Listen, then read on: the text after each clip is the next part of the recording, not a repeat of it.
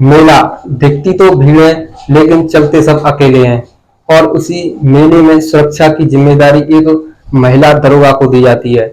दोस्तों, जब वो महिला उस मेले में अपनी निगरानी रखती है, कहीं कहीं अनहोनी ना हो जाए, कहीं कोई असुरक्षा ना हो जाए, तो वो उस मेले में घूमती फिरती रहती हैं।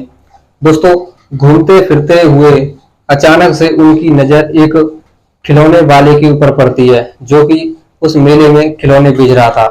दोस्तों, जैसे ही उस महिला दरोगा की नजर उस खिलौने वाले पर पड़ती है, तो उनकी जो सांसें होती हैं वो वहीं की वहीं रुक जाती हैं, और उस खिलौने वाले की भी नजर उस महिला दरोगा के ऊपर पड़ती है। दोस्तों, उस महिला दरोगा को देखने के बाद वो खिलौना वाला भी वहीं का वहीं स्तब्ध रह जाता है। फिर भीड़ बहुत थी, तो दोस्तों महिला जो थी दरोगा वो वहां एक जगह रह नहीं सकती थी, तो भीड़ का धक्का लगते ही उसे अपने होश में आना पड़ता है। फिर वो अपने होश में आती है, तो होश में आने के बाद वो उस खिलौने वाले के पास जाती है, उससे उसका हालचाल पूछती है, बोलती है कि कैसे हो। खिलौने वाला बोलता है कि ठीक हूँ, बढ़िया हूँ, और आपको इस वर्दी में देखकर बहुत खुशी हुई। दोस्तों, ये खिलौने वाला और जो महिला दरोगा थी, तलाकशुदा पति पत्नी थे। इन्होंने कुछ आपसी झगड़े के कारण, कुछ कूटनीति का शिकार होने के बाद तलाक ले लिया था आज से 3 साल पहले। आइए दोस्तों, जानते हैं इनकी कहानी, लेकिन वीडियो में आगे बढ़ने से पहले आपसे वही एक रिक्वेस्ट है कि वीडियो को थोड़ा सा लाइक कर दीजिए, और अगर चैनल पर पहली बार आए तो इस चैनल को भी सब्सक्राइब कर लीजिए, जिससे कि मेरा मनोबल बढ़ता रहे। दोस्तों, उत्तर प्रदेश में एक स्थान है वृंदावन, बड़ा ही अच्छा तीर्थ स्थान है, श्री कृष्ण की जन्मभूमि है। वहीं की ये कहानी है।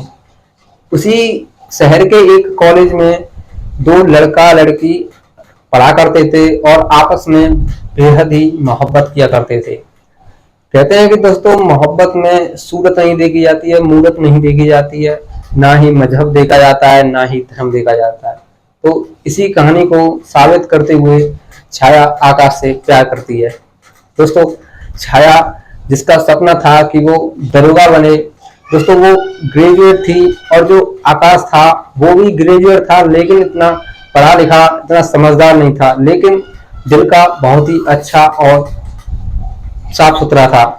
बस दोस्तों उन दोनों में प्यार हो जाता है, और फिर प्यार शादी का रूप ले लेता है। उन दोनों की शादी हो जाती है। दोस्तों, शादी के बाद दोनों बड़ा ही खुश रहते हैं, अपना जीवन को अच्छी तरह से एंजॉय करते हैं।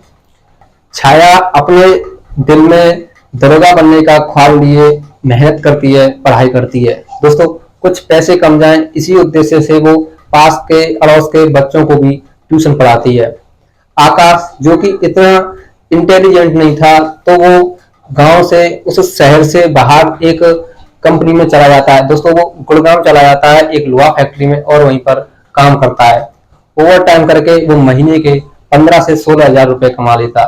अब दोनों अपनी अपनी कमाई से बेहद ही खुश थे। दोस्तों, दोनों एक दूसरे से लैला मजनू की तरह प्रेम करते थे। समय ऐसे ही गुजरता चलता है, समय का पहिया ऐसे ही गुजरता चलता है। फिर एक दिन आकाश और छाया की जिंदगी में एक बुरा दिन आता है। दोस्तों, उस दिन आकाश जिस कंपनी में काम करता है, उस कंपनी में आग लग जाती है। आग लगने की वजह से मशीनें अपनी अपनी जगह से गिरने लगती हैं, जिसकी वजह से आकाश का पैर उस मशीन के नीचे आ जाता है, जिससे आकाश का पैर कट जाता है। दोस्तों, आकाश का पैर कटने के बाद सबसे ज्यादा दुख छाया को होता है। आकाश घर आता है एम्बुलेंस के द्वारा, फिर छाया उसकी देखरेख करती है, उसकी देखभाल करती है।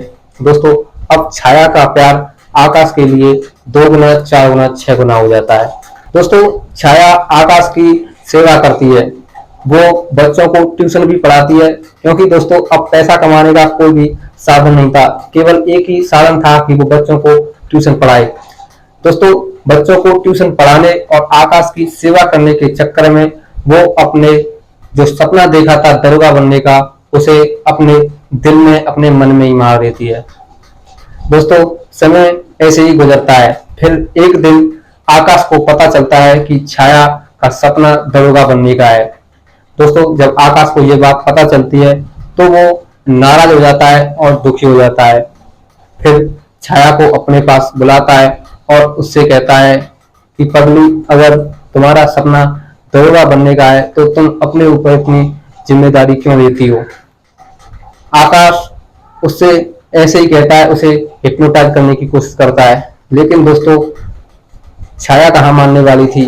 वो तो आकाश से सच्चा प्रेम करती थी और सच्चा प्रेम यही कहता है कि अपने प्रेमी को बुरी हालत में छोड़कर कभी मत जाओ, उसका हमेशा साथ देते रहो। इसलिए दोस्तों छाया कभी भी आकाश को अकेला छोड़कर नहीं जाना चाहती थी।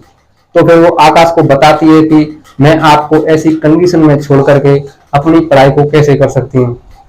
दोस्तों फिर आकाश बोलता है कि चलो, अब तक जो तुमने किया था, लेकिन अब मेरी बारी है, मैं तुम्हारे लिए कुछ करना चाहता हूँ। दोस्तों आकाश बिस्तर से खड़ा होने की कोशिश करता है, कुछ काम ढूंढा जाए, कुछ काम किया जाए जिससे वो घर का खर्चा चला सके, जिससे उसकी पत्नी छाया पढ़ सके। लेकिन दोस्तों वो बिस्तर से उठ नहीं पाता, क्योंकि दोस्तों उसका पूरा पैर कर चुका था और उसका अभी पूरा इलाज भी नहीं हुआ था, उसका घाव अभी तक सूखा भी नहीं था। फिर दोस्तों ऐसे ही दिन गुजरते हैं। फिर एक दिन आकाश को बहुत ही बुरा लगता है, क्योंकि उसकी पत्नी छाया ने जो सपना देखा था कि उसे दरोगा बनना है, उसे वो पूरा नहीं कर पा रही थी और उसके लिए वो पढ़ नहीं पा रही थी। फिर एक दिन आकाश छाया को अपने पास बुलाता है और उस पर एक गलत आरोप लगा देता है। वो उससे कहता है कि तुम मेरे लायक नहीं हो, तुम बच्चलन हो, तुम्हारा चरित्र खराब है, तुम जिन बच्चों के घर ट्यूशन पढ़ाने जाया करती हो उनके माँ बाप के साथ, उनके भाई के साथ तुम्हारे नाजायज संबंध है। दोस्तों इस बात को सुनने के बाद छाया के पैरों के नीचे से जमीन खिसक जाती है। उसे विश्वास ही नहीं होता कि उसका पति आकाश उससे ऐसा कुछ कह भी सकता है। फिर छाया आकाश को समझाती है कि वो बच्चन नहीं है, वो पवित्र औरत है। लेकिन दोस्तों आकाश ने तो डिसीजन ले चुका था कि वो छाया से तलाक लेकर ही रहेगा, क्योंकि दोस्तों आकाश जानता था कि उसी की वजह से छाया ने जो दरोगा बनने का सपना देखा है वो पूरा नहीं कर पा रही है। दोस्तों आकाश छाया की एक बात को नहीं मानता है और उससे दूर हो जाता है और अलग हो जाता है। छाया को भी अब मजबूरी में आकाश से तलाक लेना पड़ता है। अब दोस्तों दोनों अलग अलग हो जाते हैं, दोनों की राह अलग हो जाती है, दोनों की मंजिल अलग हो जाती है। कहते हैं कि दोस्तों जहां चाह होती है वहां राह होती है, जहां धुआं होता है वहां आग भी जरूर होती है। और ऐसा ही होता है छाया के साथ। छाया की जो चाह थी वही उसकी राह बन जाती है। दोस्तों उसके दिल में जो दरोगा बनने का सपना था वही उसे मंजिल तक लेके जाता है। वो दिन रात मेहनत करती है, वो इतनी कड़ी मेहनत करती है कि वो उस मेहनत से मात्र 1 साल के अंदर ही दरोगा बन जाती है। दोस्तों और इधर आकाश जो कि उस दुर्घटना में अपना एक पैर गवा चुका था, उसके बाद थोड़ी हिम्मत जुटाता है, थोड़ा साहस जुटाता है और साहस जुटाने के बाद एक छोटी सी दुकान खोल लेता है। दोस्तों वो दुकान बच्चों के खिलौने की खोल लेता है, जिससे उसका घर का खर्चा चल जाया करता। दोस्तों ऐसे ही दोनों अपने दिनों को गुजारने लगते हैं। फिर 3 साल बाद उन दोनों की मुलाकात मथुरा वृंदावन के रथ मेले में होती है, जहां पर छाया को जिम्मेदारी मिलती है कि वो मेले की निगरानी करे, मेले की सुरक्षा करे। और उसी मेले में आकाश अपने खिलौनों की दुकान लगाता है। दोस्तों निगरानी करते करते छाया जब आकाश की दुकान के सामने पहुंचती है तो आकाश को उस दुकान में खड़ा देखते उसकी सांसें रुक जाती हैं। दोस्तों उसकी सांसें ऐसे रुक जाती हैं जैसे मानो उसने कोई पुराना हसीन ख्वाब देख लिया हो। दोस्तों चूंकि भीड़ बहुत थी तो वो एक जगह रुक नहीं सकती थी। भीड़ का धक्का लगते ही फिर वो अपने होश में आती है और होश में आने के बाद फिर वो आकाश की दुकान के सामने जाती है। दोस्तों थोड़ी देर बाद खिलौने बेचते बेचते आकाश की भी नजर उस अपनी पत्नी दरोगा, महिला दरोगा छाया के ऊपर पड़ती है। छाया को देखने के बाद वो अंदर से प्रसन्न हो जाता है, अंदर से खिल उठता है, क्योंकि दोस्तों उसका जो सपना था कि वो अपनी पत्नी को दरोगा बना सके वो पूरा हो चुका था। दोस्तों, छाया आकाश से बोलती है कि कैसे हो। आकाश ही बोलता है, बहुत अच्छा हूँ और तुम्हें इस वर्दी में देखकर आज मेरा मन और भी खुश हो गया। फिर छाया भी कहती है कि हमें भी बड़ी खुशी हुई इस मेले में तुम्हें देखकर। दोस्तों, इसके बाद आकाश रोने लगता है, कहता है कि छाया हमें माफ कर दो, हमें तुम्हारे साथ ऐसा नहीं करना चाहिए था। तो छाया कहती है कि हमें क्या तुमने पागल बेवकूफ समझ रखा है, क्या हम जानते नहीं है कि तुम हमसे कितना प्रेम करते हो। हम पढ़ लिख लें, हम तुम पर बोझ न बने, इसीलिए तुमने हम पर बदनामी का दाग लगाकर हमें अपने से दूर कर दिया, क्या हम इतना भी नहीं जानते। दोस्तों, इस बात को सुनने के बाद आकाश की आंखों से आंसू मोतियों के रूप में बहने लगते हैं।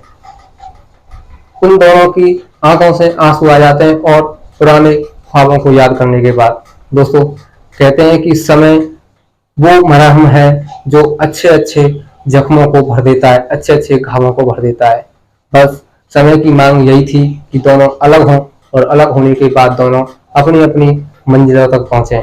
इसके बाद छाया आकाश से मेले में साथ घूमने के लिए कहती है। आकाश भी उसकी बात मान लेता है। फिर दोनों मेले में साथ में घूमते हैं। दोनों अपने उन पति पत्नी के रूप में उन पुराने हसीन पलों को याद करते हैं। फिर दोस्तों कुछ देर बाद घूमते घूमते छाया आकाश से कहती है, आई लव यू। आकाश उससे कहता है कि अब हम तुम्हारे लायक नहीं है, हम अपना एक पैर गंवा चुके हैं, क्या तुम हमें अब भी अपनी लाइफ में दोबारा आने की जरूरत हो गई। तो छाया कहती है कि हम पहले भी तुमसे प्रेम करते थे और आज भी प्रेम करते हैं, हमारे मंजिल अलग हो गई तो क्या हुआ, हम आज भी तुमसे प्रेम करते हैं और करते रहेंगे। दोस्तों, इसके बाद आकाश की आंखें नम हो जाती हैं और दोनों एक दूसरे के गले लग जाते हैं और अपनी हसीन दुनिया को दोबारा से शुरू करने के बारे में सोचते हैं और अपनी हसीन दुनिया को, अपनी रंगीन दुनिया को शुरू करते हैं। दोस्तों, इस कहानी के माध्यम से आप सभी से केवल यही कहना चाहूंगा कि हमारी भले ही मंजिल क्यों ना अलग हो जाए, अगर आप अपने प्रेमी से सच्चा प्रेम करते हैं तो आपका प्रेम कभी भी कम नहीं होगा। रिश्ते बदलने से आपकी भावनाएं नहीं मरती हैं। तो दोस्तों, कैसी लगी कहानी? अगर कहानी अच्छी लगी हो तो वीडियो को थोड़ा सा लाइक कर दीजिए और अगर चैनल पहली बार आए तो चैनल को भी सब्सक्राइब कर दीजिए, जिससे कि मेरा मनोबल बढ़ा रहे। चलिए दोस्तों, मिलता हूँ ऐसी अगली सच्ची कहानी के साथ। तब तक के लिए जय हिंद, जय भारत।